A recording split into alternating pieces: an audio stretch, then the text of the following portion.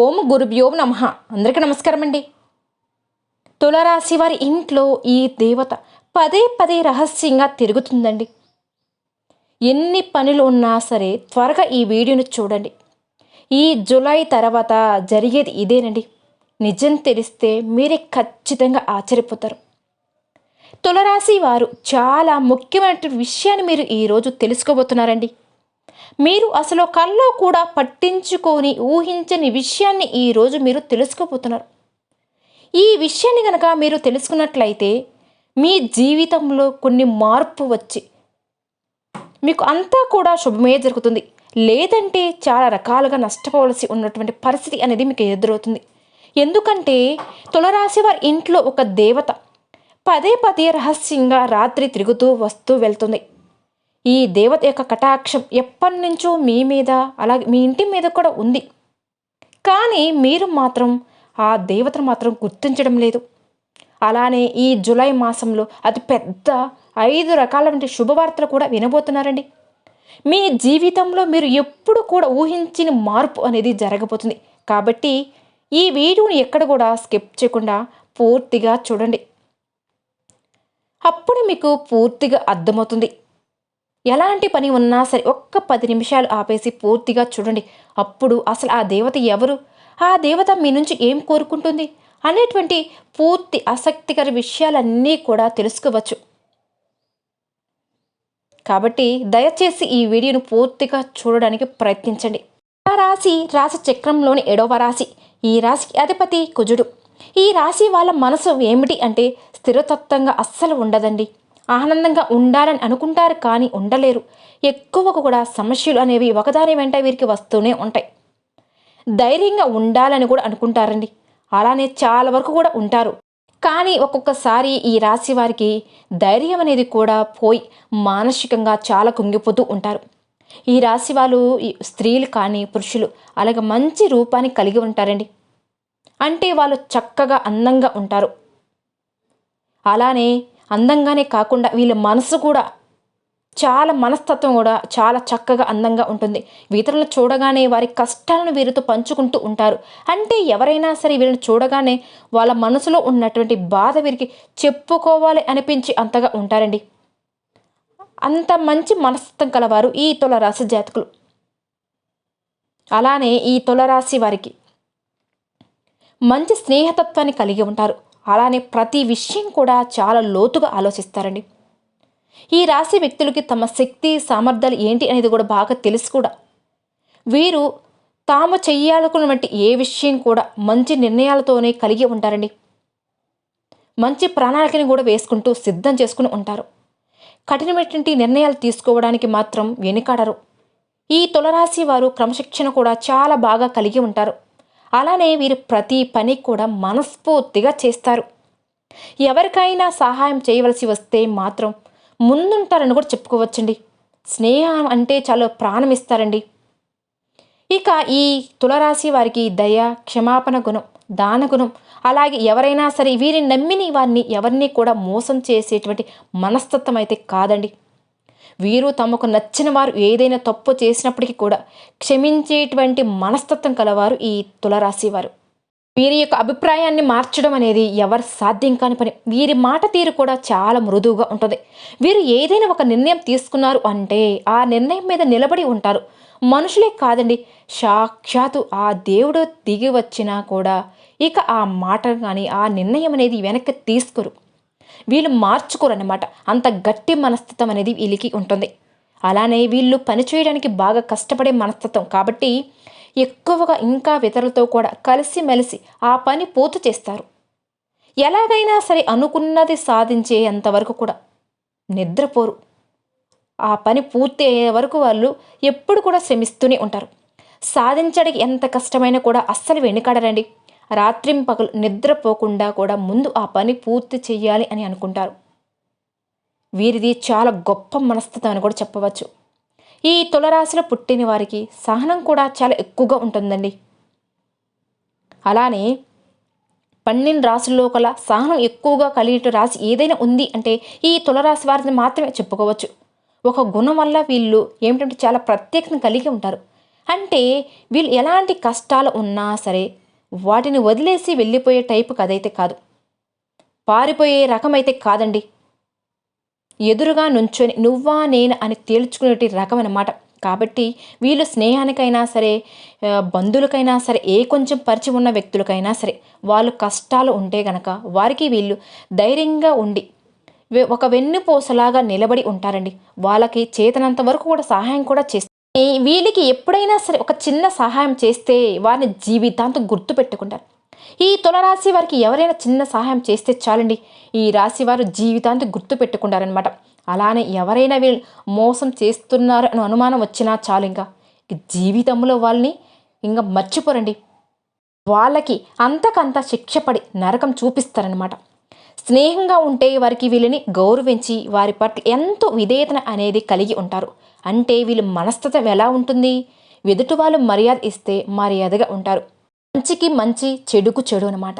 అలానే వీళ్ళు చాలా ప్రశాంతంగా ఉంటారండి. మృదు స్వభావం కలిగి ఉంటారు. వీళ్ళు అదృష్టపు రంగు వచ్చేసరికి పసుపు అని చెప్పుకోవచ్చు. వీళ్ళకు బాగా కలిసి వచ్చేటి వారం శుక్రవారం. ఈ రాశి వారికి ఏమిటంటే ఒక మధ్య వయసు వచ్చినప్పటి నుండి కూడా వీళ్ళ జీవితం అనేది అద్భుతంగా ఉండబోతుంది. వీళ్ళు ఇప్పటి వరకు ఒక కళ అనేది అంటే ఎక్కువ కూడా ఫ్యూచర్ గురించి ఒక ప్రణాళిక అనేది సిద్ధం చేసుకుంటూ ఉంటారండి. అంటే చాలా చాలా అద్భుతంగా ఉండబోతుంది. అంటే వీళ్ళు అనుకున్నటువంటి అలానే ఊహించినటువంటి జీవితాన్ని ఒక మధ్య వయసు వచ్చిన తర్వాత నుంచి కూడా వీళ్ళు చూడగలుగుతారు. అంటే చక్కగా డబ్బు సంపాదించుకోవడం కానివ్వండి, లేదా ఒక మంచి ఇల్లు కట్టుకోవడం, లేదా కారు కొనుక్కోవడం, ఏదైనా సరే బంగారు కొనుక్కోవడం, ఇలాంటివి ఏదైనా సరే అనుకున్నది కూడా సాధించగలుగుతారు. ఎందుకు అంటే ఈ రాశి వారి పట్ల ఎప్పటి నుంచో కూడా ఈ దేవత అనుగ్రహం అనేది ఉంది. ఈ దేవత యొక్క అనుగ్రహం వల్లనే ఈ మధ్య వయసు వచ్చిన తర్వాత మీ జీవితం అనేది చాలా అద్భుతంగా ఉంటుంది. వీళ్ళకి బాగా కలిసి వస్తుంది. కొన్ని ప్రమాదాలు ఏవైతే ఉన్నాయో అవి కూడా కొంచెం అంటే గోడుతో పోయేది గొడ్డలి దాకా రాకుండా తప్పిపోతున్నాయి అని కూడా చెప్పవచ్చు. దానికి కారణం ఎవరో కాదండి, ఈ దేవత యొక్క అనుగ్రహంతోనే మీకు ఈ దయ అనేది కలిగింది. కొన్ని పనులు ఏమిటంటే అసలు మిమ్మల్ని కంప్లీట్గా చేసుకొనివ్వు. ఏదో ఒక చిన్న సమస్య వస్తూనే ఉంటుంది. అలానే కొన్ని సమయాలలో అంటే కొంచెం ఏమర్పాట్లో ఉన్న మీరు కనురెప్ప కుట్టింటి కాలంలో తప్పించుకుంటున్నారు. అంటే ప్రమాదాల నుంచి అవ్వచ్చు, ఎక్కువగా ప్రమాదాలు జరుగుతున్న టైంలో చిన్న చిన్న దెబ్బలతో బయటపడుతున్నారు. అలానే ఏదైనా కొన్ని గొడవల్లో పెద్ద పెద్ద సమస్యలు కూడా మీరు భయపడుతూ ఉంటారు. దాని నుంచి కూడా బయటపడుతున్నారు. ఇలా ప్రతిదీ కూడా ఏమిటంటే చాలా వరకు కూడా మీరు భయపడుతున్నారని చెప్పుకోవచ్చు. దీనికి కారణం ఆ దేవత యొక్క అనుగ్రహం మీ పైన పుష్కలంగా ఉంది. ఆ దేవతను మీరు ఎలా గుర్తించాలి? అసలు ఆ దేవత ఎవరు అని మీకు సందేహం వస్తుంది కదండి. అసలు ఆ దేవత ఎవరో కాదండి, మీ కులదైవం. మీ ఇంటి కులదైవం వలనే మీ జీవితంలో ఇన్ని మార్పులు చేర్పులు అనేవి జరుగుతూ వస్తున్నాయి. చాలా మందికి కూడా ఏ మాత్రం ఇంటి యొక్క కులదైవం అనేది అస్సలు తెలియదు. ముఖ్యంగా ప్రతి రాశి వాళ్ళకి కులదైవం అనేది ఖచ్చితంగా తెలియాలి. ఎవరైతే మీ ఇంట్లో పెద్దవాళ్ళు ఉంటారో వాళ్ళు చాలా చక్కగా తెలుసుకుని, అంటే ఊర్లో ఎక్కడైతే ఉంటారో వాళ్ళు అడగడం, ఇంట్లో లేకపోతే ఒకవేళ ఎవరైనా తెలిసిన వాళ్ళ బంధువులు కానీ అడిగి తెలుసుకోవడం, ఇలా ఎవరినైనా సరే మీ కులదైవానికి సంబంధించింది ప్రతి కుటుంబానికి కులదైవం అనేది తప్పకుండా ఉంటుందండి. కాబట్టి తులరాశి వారు ఆ దేవత గురించి మీరు ఖచ్చితంగా తెలుసుకోవాలి. కానీ ఈ రోజులో ప్రతి ఒక్కరు కూడా సిటీస్లో అంటే చాలా దూరంగా ఉండడం అనేది ఇవన్నీ పట్టించుకోవడం లేదు. కానీ మీరు ఇవన్నీ ఎప్పుడైతే పట్టించుకుంటారో అది మీకు బాగా కలిసి వస్తుందని చెప్పుకోవచ్చు. మీకు తెలియట్లేదు, కొన్ని సమస్యలు వస్తున్నాయి, మాకు ఎందుకు ఇలా జరుగుతుందో తెలియట్లేదు. ఇప్పుడు ఆ దేవత మీరు తెలుసుకొని ఆరాధించడం వల్ల మీ జీవితంలో మీరు ఊహించిన దానికన్నా కూడా ఎక్కువ స్థాయికి వెళ్ళేటువంటి అవకాశం కూడా ఉంటుంది. అంటే ఇప్పుడు ఉన్నటువంటి రాశులన్నిటిలో కల్లా ఈ రాశి వాళ్ళు అంటే తులరాశి వాళ్ళు ఆర్థిక పరంగా చాలా ఎక్కువగా నష్టపోతూ ఉన్నారని చెప్పుకోవచ్చండి. ఏ పని చేసినా కూడా కలిసి రాకుండా ఉంటుంది. మీరు ఊహించినది దానికన్నా కూడా దాని ప్రతిఫలం అనేది చాలా తక్కువగా వస్తుంది. ఈ రాశి వారు ఆర్థిక నష్టపోవడానికి కారణం కూడా అదే. తెలిసి తెలియక మీకు కొన్ని దోషాలు అనేవి కూడా మేము వెంటాడుతూ వస్తున్నాయి. కాబట్టి మీరు ఆ నష్టం నుంచి తేరుకోలేకపోతున్నారు కూడా గమనించుకోవాలి. దీనికి కారణం మీరు మీ కులదైవాన్ని మర్చిపోవడం. మీ కులదైవాన్ని కానీ మీరు మర్చిపోతే మాత్రం మీరు చాలా రకాల వంటి నష్టాలు జరిగేటువంటి అవకాశం అనేది ఉంది. మనకు ఆ కారణం అనేది తెలియక చాలా వరకు కూడా ఇబ్బంది పడుతూ ఉంటాం. ఎందుకు? మనకి ఎప్పుడు ఈ విధంగా జరుగుతుందని చెప్పేసి ఒక ఆందోళన చెందుతూ ఉంటుందన్నమాట. ఎప్పుడు కూడా ఒక మైండ్లో ఇదే ఆలోచన, ఎందుకు పదే పదే మనకి ఇలాగే వస్తుంది, మనకు కలిసి రావట్లేదని. పెద్దవారిని అడిగి, ముఖ్యంగా అడిగి తెలుసుకోండి మీ కులదైవం ఎవరు. ఆ కులదైవానికి మీకు కుదిరితే విగ్రహం అంటే ఏదైనా గుడికి వెళ్ళడం, అక్కడికి వెళ్ళి విగ్రహాన్ని ప్రతిష్ఠించడం, లేదా పూజలు చేసుకోవడం, లేదా కొబ్బరికాయ కొట్టుకోవడం, లేదా చిత్రపటమైన తెచ్చుకో ఇంట్లో పూజ చేసుకోవడం, అది కూడా కుదరని వాళ్ళు ఆ దైవాన్ని స్మరించుకోవడం. ఇలా కుదని అనుకుంటే మాత్రం నిత్యం మనసులో అయినా సరే ఆ దేవతను స్మరించుకుంటూ ఉండడం వల్ల కూడా చాలా వరకు కూడా మీరు నష్టాల నుంచి బయటపడి మీకు బాగా కలిసి వచ్చే అవకాశం అనేది కనిపిస్తుందండి. కాబట్టి తులరాశి వారు ఎక్కడైనా ఉండండి, మీ కులదేవతను మీరు నిత్యం కూడా ఆరాధించాలి. ఇలా చేయడం వల్ల మీకు ఆ దేవత యొక్క కటాక్షం అనేది మరింత బాగా పెరుగుతుంది. అలాగే మీరు ఇక్కడ చేయవలసినట్టు ఇంకొక పని అండి, మీ కులదైవం గురించి పూర్తిగా తెలుసుకొని ఒక మంచి రోజు చూసుకొని మీ పెద్దవాళ్ళను లేదా మీకు తెలిసిన వాళ్ళను తీసుకుని మీ కులదేవత గుడికి వెళ్ళడం కానీ, లేకపోతే ఇంట్లోకి తెచ్చిపెట్టుకోవడం కానీ, లేదా ఎక్కడైనా ఉండండి, పల్లెటూరు అయినా సరే, సిటీస్లో అయినా సరే, ఎక్కడున్నా పర్వాలేదండి. మన కుటుంబానికి కులదైవం యొక్క ఆశీర్వాదం అనేది కంపల్సరిగా ఉండాలి. కాబట్టి తులరాశి వారు, మన కులదైవం యొక్క ఆశీర్వాదం అనేది చాలా పుష్కలంగా ఉండాలి. లేకపోతే మనం జీవితంలో ఏమీ చేయలేము, చేసినా కూడా ఏది కలిసి రాదండి. చాలామంది పట్టించుకోరు, ఏముందిలే ఇవన్నీ వెనుకటి రోజులే కదా అని. ఇప్పటికి కూడా ఇలాంటివి ఉన్నాయని చెప్పేసి కొంతమంది అనుకుంటూ ఉంటారు. అందరూ కాదు కానీ కొంతమంది చాలా తేలిగ్గా తీసుకుంటూ ఉంటారు కూడా. ఎందుకంటే జన్మల దోషాలు, కర్మ దోషాలు, పితృదోషాలు ఇలాంటివన్నీ కూడా రకరకాలవి మనల్ని, మన తప్పు ఏమీ లేకపోయినా సరే మనల్ని వెంటాడుతూ వస్తూ ఉంటాయండి. సర్పదోషాలు, నాగదోషాలు వీటన్నిటి నుంచి పూర్తిగా మీరు బయటపడాలి అంటే గనక ఖచ్చితంగా మీ యొక్క కులదేవత యొక్క ఆశీర్వాదం అనేది మీకు పుష్కలంగా ఉండాలి. ఆ దేవత యొక్క అనుగ్రహం మీకు తప్పకుండా కావాలి. కాబట్టి మొదటిగా మీరు చేయవలసిన పని ఏమిటి? ముందు మీ కులదేవత ఎవరు మీ పెద్దవాళ్ళని అడిగి తెలుసుకొని ఏ మాత్రం కూడా ఆలస్యం చేయకుండా ఆ కులదేవత యొక్క పేరు తెలుసుకోండి. అంటే మీ పెద్దవాళ్ళు కావచ్చు, పెద్దవారు లేకపోతే ఎవరికైనా కులదైవానికి సంబంధించిన తెలిసిన వాళ్ళు ఉంటారండి. మీ ఊర్లో పెద్దలను అడగడం లేదా సంబంధించిన వాళ్ళు ఎవరైనా అడిగి తెలుసుకొని మీ కులదేవత గుడికి వెళ్ళండి, పూజలు చేసుకోండి, కొబ్బరికాయ కొట్టుకోండి, లేకపోతే ఇంట్లో ప్రతిష్ఠించుకోవడం, లేదా ఇంట్లో చిత్రపటమైన తెచ్చుకొని నిత్యం ఆరాధించుకోవడం. ఇవన్నీ కూడా ఎప్పుడు చేస్తారో మీకున్నటువంటి సమస్యలన్నిటి నుంచి తగ్గే అవకాశం అనేది కనిపిస్తుంది. అలాగే మీరు ఎక్కువ శాతం అండి తులరాశి వారు పక్కన వాళ్ళని ఎక్కువగా నమ్మేస్తూ ఉంటారండి. గుడ్డిగా కూడా నమ్మేస్తూ ఉంటారు. ఏదైనా సరే మీ పక్కన ఏదైనా చెప్పేస్తే అది దాంట్లో ఎంత నిజముందా అబద్ధం ఉందా అని గ్రహించే అంత టాలెంట్ కూడా లేదు. గుడ్డిగా నమ్మేస్తూ ఉంటారు. అలానే పక్కన వాళ్ళ మీద కూడా ఒక్కొక్కసారి ఆధారపడుతూ ఉంటారు. వెంటనే ఆ పని మీరు మానేవేయాలి. ఎందుకంటే మీరు ఎప్పుడు కూడా పక్కనే ఉండి అదే ఇది అని చెప్పేసి చెప్తూ ఉంటారు. అంటే పక్కన వాళ్ళు ఎక్కువగా నమ్మేస్తూ ఉంటారు. దానివల్ల మీకు ఎక్కువగా నష్టాలు జరిగేటువంటి అవకాశం కూడా అనేది ఉంటుందండి. కాబట్టి మొదటిగా మీరు మీ మనస్సాక్షిని నమ్ముకోండి. దానివల్ల మీకు ఎటువంటి ప్రాబ్లం అనేది కూడా రాదండి. పక్కన వాళ్ళని నమ్మి మీ రహస్యాలు కూడా వాళ్ళకి చెప్తూ ఉన్నారు. మీ ఇంట్లో వాళ్ళతో మాట్లాడుకోండి, కానీ బయట వాళ్ళని ఎవరిని కూడా నమ్మవద్దు. మీ కష్టాన్ని మీరు నమ్ముకోండి, మీ తెలివితేటలు మీరు నమ్ముకోండి. మీ ఇంట్లో తల్లిదండ్రులు లేదా మీ భార్య, మీ భర్త, మీ పిల్లల్ని వీళ్ళని నమ్మడం వల్ల మీ సమస్యలు తగ్గేటువంటి అవకాశం ఉంటుంది. అలాగే కానీ తెలిసిన వాళ్ళు బాగా నాకు నమ్మిన వ్యక్తులు అని చెప్పి మీ ఇంట్లో వాళ్ళతో చెప్పుకొని విషయాలు కూడా, పర్సనల్ విషయాలు కూడా వాళ్ళతో షేర్ చేసుకుంటున్నారు. కాబట్టి అలాంటి విషయాలను ఎప్పుడు కూడా పర్సనల్ విషయాలను వేరే ఒకరితో మీరు ఏదైనా సరే ఒక వ్యాపారం చేస్తున్నా, ఒక బిజినెస్ చేస్తున్నా, దాన్ని మొదటగా మీరు ఏదైనా ఒక పని చేసేటప్పుడు వాళ్ళకి ముందుగా చెప్తున్నారు. ఏదైనా మీరు ఒకటి చేయాలి అనుకున్నప్పుడు ఆ పని పూర్తి అయిన తర్వాత మాత్రమే వేరే వరకు చెప్పండి. దానివల్ల మీకు నష్టం ఏమీ లేదు. ముందుగానే వాళ్ళకి చెప్పడం వల్ల మీకు ఆ పనిలో కొన్ని ఆటంకాలు రావడానికి కూడా అవకాశం ఉంటుందండి. కాబట్టి పక్కన వాళ్ళకి చెప్పకుండా మిమ్మల్ని మీరు నమ్ముకొని మీ మీద ఆధారపడి ఉండండి. పక్కన వాళ్ళు మాత్రం నమ్మొద్దు. ఇక కులదైవం అనేది ప్రతి ఒక్కరికి కూడా ఉంటుందండి. కాబట్టి కొన్ని దోషాలు వస్తూ ఉంటాయి మన జీవితంలో. మనం అనుకుంటూ ఉంటామండి, ఏంటి ఇలా పదే పదే మనల్ని సమస్యలు వెంటాడుతూ వస్తున్నాయని. ఒకటి పోయేసరికి ఇంకొకటి, అది పోయేసరికి ఇంకొకటి, మనకి ఎన్ని సమస్యలు ఒకదాని వెంట వస్తూనే ఉంటాయి. ఎందుకు మాకు ఇలా జరుగుతుంది? అందరూ బాగుంటారు, కొంతమంది ఎప్పుడు ప్రశాంతంగానే ఉంటున్నారు, మాకెందుకు ఇలా జరుగుతుందని మీలో మీరే ఒక బాధతో కుంగిపోతూ ఉంటారు.